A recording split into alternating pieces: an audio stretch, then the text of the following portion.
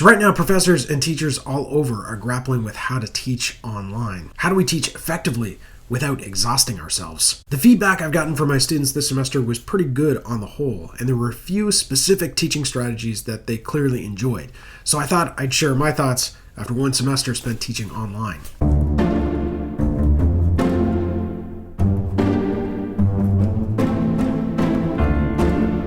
I should say first that, just like everybody else, I spent the summer of 2020 desperately trying to figure out how to do this. In fact, I think I nearly burnt myself out trying to solve all these teaching problems. One thing we've all learned is that teaching online is more labor-intensive and time-consuming than teaching in person. One of the big myths of big tech was that online education was going to be more cost-effective and efficient than traditional universities and traditional classrooms. That was a lie. But once the semester got rolling, things stabilized a bit for me, and I didn't feel quite so overwhelmed, not as much as I did in July and August. Teaching and learning online is super hard, so one of the big challenges for us, I think, is figuring out how can we make it easier for ourselves and for our students. And I should say here that I'm lucky enough and fortunate, I get to team teach almost everything. So I work with a partner in the classroom. So all the ideas shared here were really developed in collaboration with my colleagues. And I'm really grateful to Dr. DINAN, Dr. CORNELL, and Dr. RODGER WILKIE for their help in coming up with these solutions. I think the first and the single most important piece of advice I have to give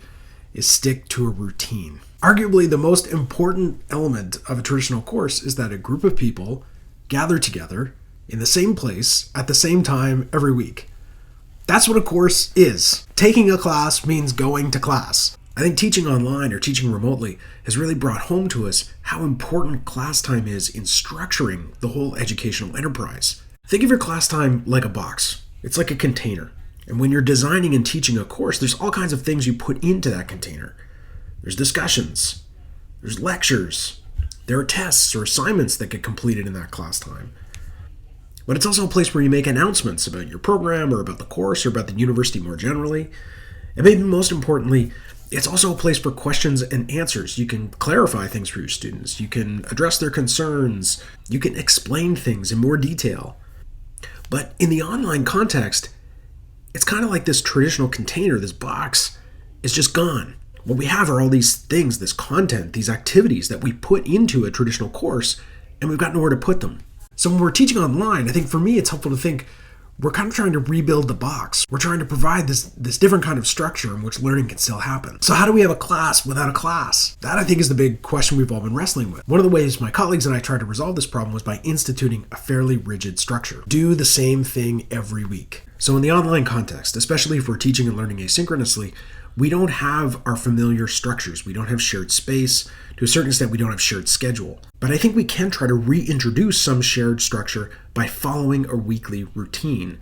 Assign particular tasks to particular days and make them happen in the same order every week.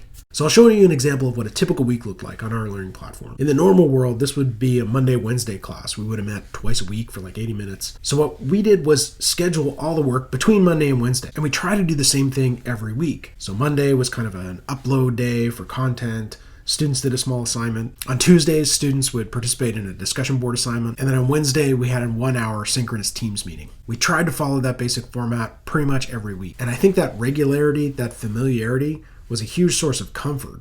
That structure was really needed. It was really helpful for me too, I think, because instead of being adrift in this kind of nowhere time where anything can happen anytime, it still felt as if there was a week. I had things to do on Monday, I had things to do on Tuesday, and on Wednesday, I had a schedule.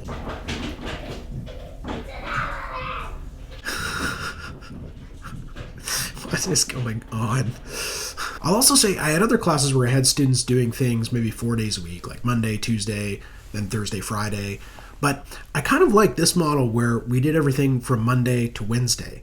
I don't think we all need to be giving students things to do every single day just because we can. By limiting the days students need to focus on this class, it opens up some of their other days to focus on their other work. Another small thing I suggest, and really I think we figured this out by accident and also my own lack of preparedness, several of my students told me that they liked the model of rolling out the course gradually, week by week. They found when they could see a whole course in front of them, including all the readings and all the assignments they had to do, they said that was stress-inducing. So they liked some map or plan of what was going to happen throughout the course of the semester, but they didn't want to have to see all the content and all the assignments. So that worked out for me because I wasn't prepared to show them everything at the end of the course, at the beginning of the course. So we would just roll things out week by week as we went. Okay, let's talk about the synchronous component. A lot of people have been experimenting with Microsoft Teams or Zoom in order to teach online, and I think these tools are really essential in this context. There's a lot of debate about whether we should be organizing our courses so they can be done completely asynchronously, or if we should have synchronous components. And if we have synchronous components,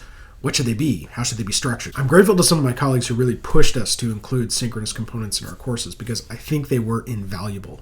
We met regularly as a class weekly for much less time than we would in the regular world, but we still had these regularly scheduled meetings where everyone was expected to attend, and our attendance was pretty good. And we recorded those sessions, so if students couldn't make it because of time zone issues or other things going on, then they could watch the class session later on their own time. So a few things to think about as you're planning your synchronous session. We cut synchronous time down to about 1/3 of the regular class time. So if we would typically meet for 3 hours a week, we met for 1 hour a week. Now this creates a challenge because you have to adapt your content and your teaching style to fit into considerably less teaching time. But remember, you can also supplement that material with audio lectures or video lectures on other days. One thing to keep in mind is how much time our students are spending on Zoom or Teams collectively. Don't just think about your course. Think about what you're asking them to do and then multiply that by 5. Is that a reasonable amount of time for them to spend in Zoom or on Teams? How many hours a day could you handle being on Teams? Some other things to keep in mind, save synchronous meetings for discussions. What I've heard from students is that if they're simply attending a lecture where they're expected to sit and listen to someone talk for 30 minutes or 40 minutes, they'd rather just receive that in an audio lecture or a video lecture or a PowerPoint. Use your synchronous sessions for engagement, for conversation. Now, just like in a conventional university setting, it's harder to generate discussion with a larger group. Larger classes are more difficult. I admit this is a problem I haven't really cracked myself. What I find is some students participate and a lot of students just end up as spectators. 8 to 12 students seems to be a great number for discussions in these online settings. Now that may not be an attainable number for people, for lots of people, but you might think if you have a medium-sized class, could you break it down into tutorial groups? Could you divide your class in 2 and meet with them separately so that you're dealing with smaller, more manageable groups? In terms of building connection, if you can't do synchronous sessions or you don't want to do synchronous sessions, I think there's still some other tools you can use. Obviously, everybody's talking about video lectures these days. They're all the rage. They're also a lot of work. Also, lots can go wrong. For example, the first time I tried to record this video, I recorded the entire thing out of focus and had to do it again. I've said before, though, that one tool I think that's underutilized is a kind of micro lecture, a 1-minute lecture, a 2-minute lecture. Those you can do fairly quickly, fairly easily, and you can really do a lot with them. And if you record the whole thing out of focus, it's not such a big deal to do it again. You might think, well, what can I do in like 60 or 90 seconds? But think about it. You can maybe clarify some complicated idea. You can give instructions about an assignment. You can sketch out a plan for the week. There's a lot you can do in a minute or 2 minutes. And if you're overwhelmed by video lectures, if you just don't want to do them, I might suggest podcasts or audio lectures as an alternative. You can record these on your phone, or you can record them with a program like GarageBand on a Mac. And in my experience, students really like them. You can make 5-minute, 15-minute, 30-minute podcasts or audio lectures, and you can do all the things that come naturally that you do in class. You can repeat yourself. You can add qualifications or clarifications. You can just talk. And they're much easier to edit than video lectures. I think students are also familiar with listening to podcasts. It's something we all do these days. So it's a format they're familiar with. Just try to be somewhere quiet when you're recording your podcasts. Dad! Can I have a snack? Where's the iPad? That's easier said than done, I know. And if you're not going to do video, maybe just a simple photo of yourself on your course page, right? So students know what you look like. They know that there's an actual person on the other side of this course that's teaching them something. Next, beware BUSYWORK. I hate message boards. I hate them. I don't know how to use them. I've heard that some of my colleagues have used them to really good effect. They've gotten really good dynamic conversations going. I don't seem to be able to do that. I find it's very difficult to reproduce the kind of spontaneity we see in class discussion through message boards. It's really, really difficult. I think like a lot of people, this fall I used message boards as a way to compensate for the loss of class time. So instead of having class discussions, we'd have message board discussions. And I get students to post a question themselves or respond to a question that I posted, but I really don't think it produced the kind of engagement that I want. We did use this app called Perusal. Perusal is an app that allows us to collaboratively annotate texts. So teachers or students can highlight images or passages from a PDF and then write comments on them. Students are able to upvote or like each other's comments and questions, and as a professor, you can highlight comments that are particularly useful. So it's a little more dynamic than a traditional message board. What I think a lot of us thought is we would use these weekly or daily message board posts to compensate for the loss of class time. But for the students, what that meant is they were required to write these little mini essays or mini blog posts 2, 3, 5, 10 times a week. And that was a mountain of work. It was also a mountain of work for us because we had to mark those or we had to participate in all these various conversations. So it was overwhelming. So I'm really going to try to scale that kind of stuff back, and I would encourage others to do so as well. We need to think about, does this really accomplish what we wanted to accomplish? Again, I'd suggest that an hour-long synchronous class meeting might be a much more effective and much more efficient way to get class engagement than all these little micro posts on message boards. A related point, use new technology sparingly. So just think about your own experience using all these new technologies. It's overwhelming.